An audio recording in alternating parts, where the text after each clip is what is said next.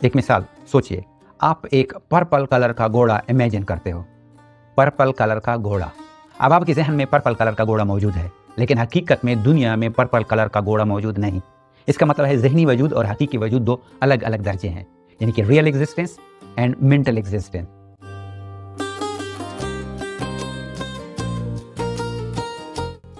ارسطو کے نزدیک روح یعنی کہ سول ایک الگ مادی چیز نہیں، بلکہ یہ ایک اصول ہے جو جسم کو زندہ رکھتا ہے۔ جیسے موم پر انگوٹھی کا نقش ہوتا ہے اور موم مہر بن جاتی ہے، ویسے ہی جسم پر روح کا نقش ہے جو اسے زندہ بناتا ہے۔ اس لیے روح کو جسم سے بالکل الگ شے نہیں سمجھا جا سکتا۔ یہ نہ تو مادہ یعنی کہ میٹر ہے، نہ ہی مکمل طور پر غیر مادی یعنی کہ امیٹیریل، بلکہ یہ خود کو حقیقت میں بدلنے والا اصول۔ عقل کو ہر چیز کو جاننے کے لیے خالص ہونا چاہیے۔ اگر اس میں جسمانی خصوصیات یعنی کہ گرمی، سردی وغیرہ آ جائیں تو یہ صحیح طور پر جان نہیں سکتا، اس لیے عقل کا کوئی جسمانی حصہ نہیں ہے۔ وہ مزید کہتا ہے کہ عقل دراصل وہ طاقت ہے جس سے روح سوچتی اور فیصلہ کرتی ہے، لیکن یہ طاقت سوچنے سے پہلے کسی چیز یا شکل میں موجود نہیں ہوتی۔ وہ یا عقل ایک ڈائریکشن یا صلاحیت ہے، خود کوئی مادی یا جسمانی صفت نہیں۔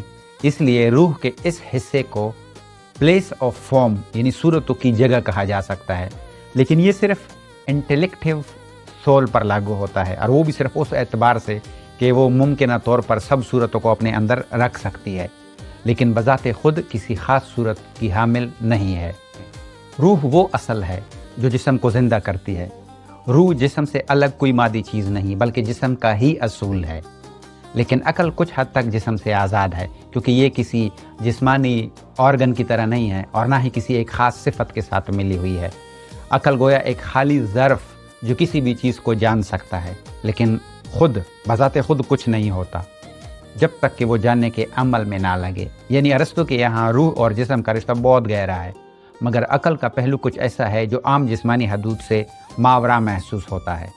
ارسطو کے نزدیک عقل روح کا وہ حصہ ہے جو سوچنے اور جاننے کے لیے ہے، لیکن یہ جسم کے کسی خاص آرگن کی طرح نہیں ہے۔ وہ اسے ان مکسڈ کہتا ہے، جو ملا جلا نہیں ہے۔ اس کا مطلب یہ ہے کہ عقل خود کوئی رنگ، گرمی، سردی یا مادہ نہیں رکھتی، کیونکہ اگر اس میں پہلے سے کوئی صفت ہوتی تو وہ ہر چیز کو جاننے کے قابل نہ رہتی۔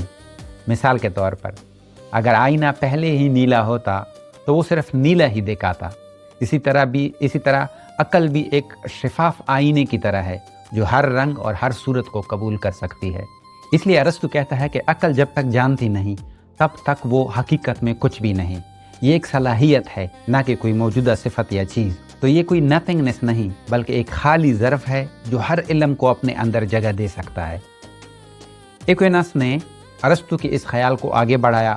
وہ کہتا ہے کہ سوچنا یعنی تھنکنگ ایسا عمل ہے جو کسی جسمانی آرگن کے ساتھ بندھا نہیں۔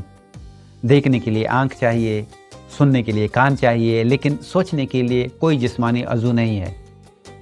اس لیے عقل مادی نہیں ہو سکتی، کیونکہ اگر یہ مادی ہوتی تو اس کے لیے بھی کوئی جسمانی آلہ چاہیے ہوتا، جیسا کہ حواس کو چاہیے۔ مزید کہتا ہے کہ چونکہ عقل ہر قسم کی صورتوں کو اپنے اندر سمو لیتی ہے، اس لیے یہ مادہ نہیں ہو سکتی۔ مادہ ہمیشہ محدود ہوتا ہے۔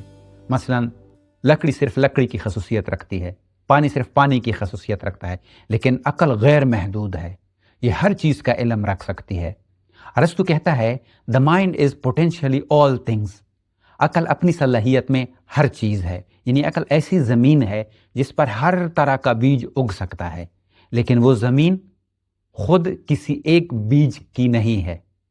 بعض فلسفیوں نے اسے انٹلیکچوئل میٹر بھی کہا ہے۔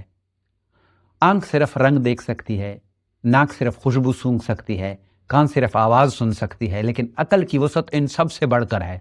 یہ پورے وجود کو جان سکتی ہے، اس لیے یہ کسی خاص صفت، رنگ یا مادے کی قید میں نہیں بندھی۔ عقل کہیں بھی جا سکتی ہے، کہیں بھی ہو سکتی ہے۔ ارسطو یہ بھی کہتا ہے کہ عقل صرف دماغ کے اندر قید نہیں ہے، جیسے کہ بعد میں ڈیکارٹ کا نظریہ آیا۔ اب دیکھو، ہم سیب کو جانتے ہیں، پہچانتے ہیں، اور جب ہم اس کے بارے میں سوچتے ہیں تو ہمارے دماغ میں حقیقی سیب نہیں آ جاتا، اور نہ ہی ہمارا دماغ سیب میں بدل جاتا ہے، بلکہ سیب ایک غیر مادی طور پر عقل میں موجود ہوتا ہے۔ یہی اس بات کی دلیل ہے کہ عقل کی حقیقت مادی نہیں بلکہ غیر مادی یعنی کہ امیٹیریل ہے۔